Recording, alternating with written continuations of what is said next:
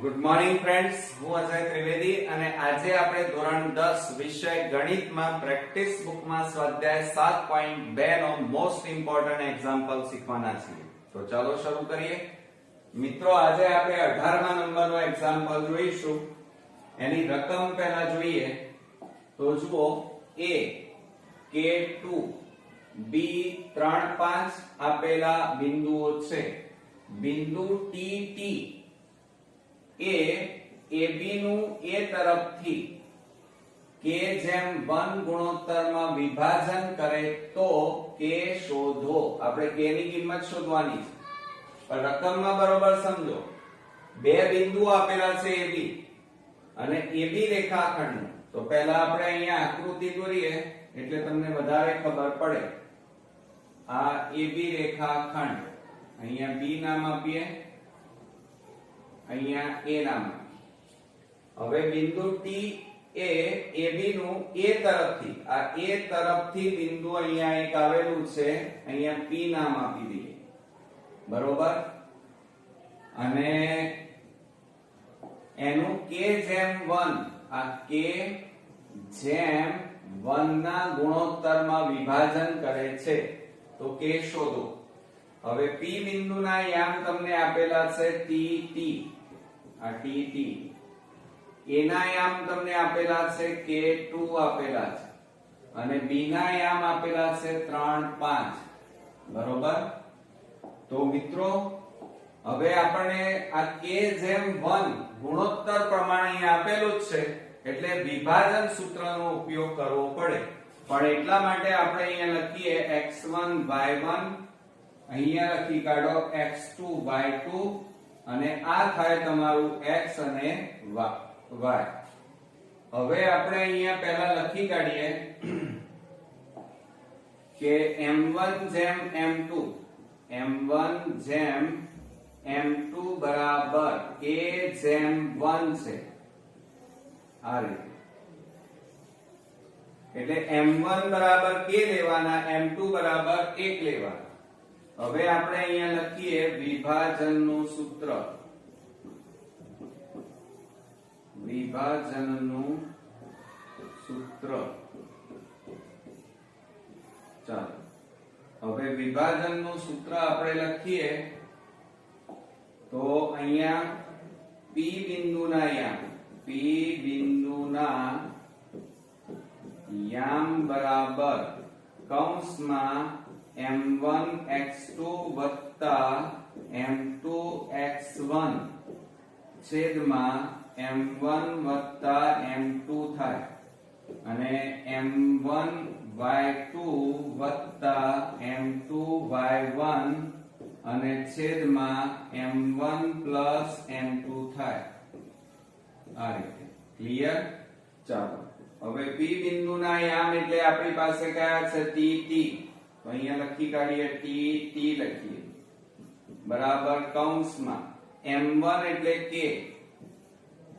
x2 એટલે 3 plus m2 એટલે 1, x1 એટલે k, અહીંયા k આપ્યા છે, અને છેદમાં કેટલા થાય? m1 પ્લસ m2 એટલે k પ્લસ 1. અને એ જ રીતે m1 એટલે k, કૌંસમાં y2 એટલે 5 વત્તા m2 એટલે 1, y1 એટલે 2 અને છેદમાં k પ્લસ 1 થાય, બરોબર.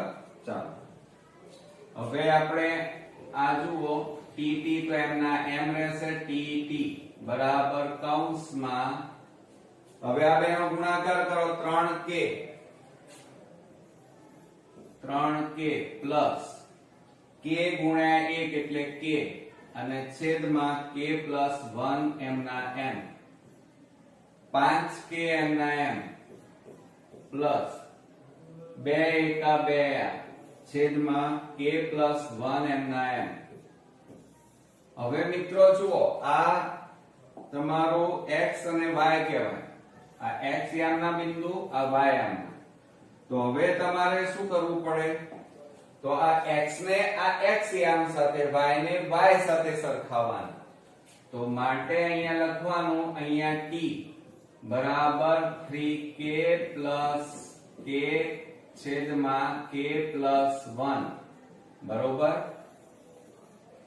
અને આ બાજુ આપણે લઈએ તો થોડું ત્રાંસું થઈ ગયું ભાઈ.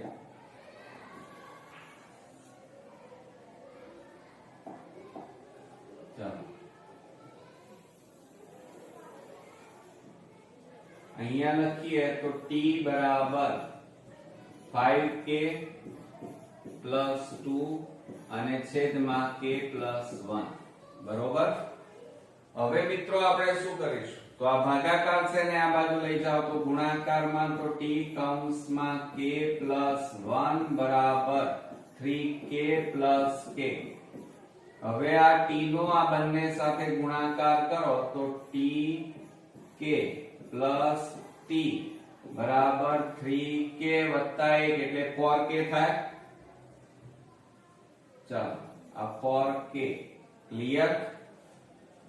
હવે મિત્રો જુઓ આપણે આને સમીકરણ નંબર 1 આપી દો. આને સમીકરણ નંબર કયું આપી દઈએ 1. તો સમીકરણ 1 માં આપણને શું મળ્યું tk plus t બરાબર 4k. હવે આપણે અહીંયા લઈએ તો આ t કૌંસમાં આ k plus 1 બરાબર 5k plus 2 માટે આ બેનો ગુણાકાર કરો તો tk plus t ગુણ્યા 1 એટલે t બરાબર 5k અને plus 2. આ આપણને બીજું સમીકરણ અહીંયા મળ્યું બરોબર. હવે આ સમીકરણ 1 અને 2 જુઓ એનું આપણે બાદબાકી લઈએ ચેપ્ટર 3 મુજબ. તો આપણે અહીંયા લખીએ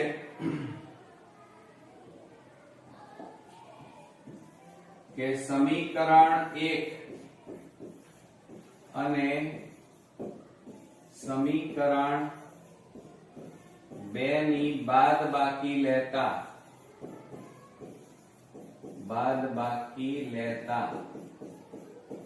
ચાલો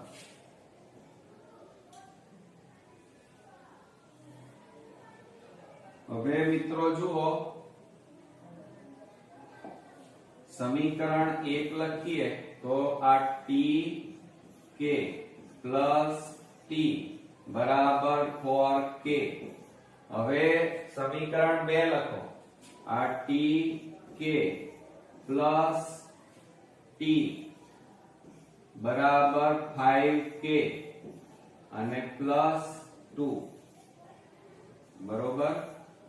હવે મિત્રો જુઓ અહીંયા શું થાય આ માઈનસ પ્લસ એટલે માઈનસ પ્લસ એટલે માઈનસ પ્લસ એટલે માઈનસ.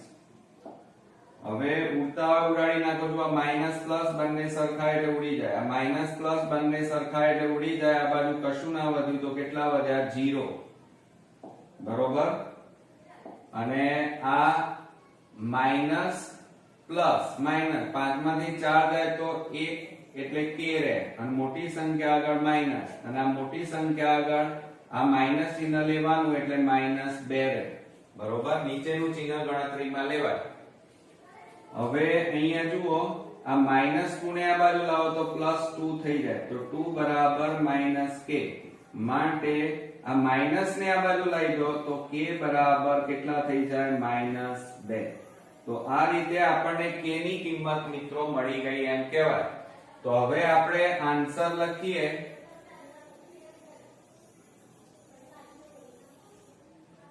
અહીંયા લખીએ આપણે k નું મૂલ્ય -2 મળે. કેટલું મળે મિત્રો -2. તો આ રીતે આપણો ખૂબ જ અગત્યનો એક્ઝામ્પલ અહીંયા પૂરો થયો. નેક્સ્ટ વિડિયોમાં નવા એક્ઝામ્પલ સાથે ફરી મળીએ. ત્યાં સુધી ગુડ નાઇટ ફ્રેન્ડ્સ.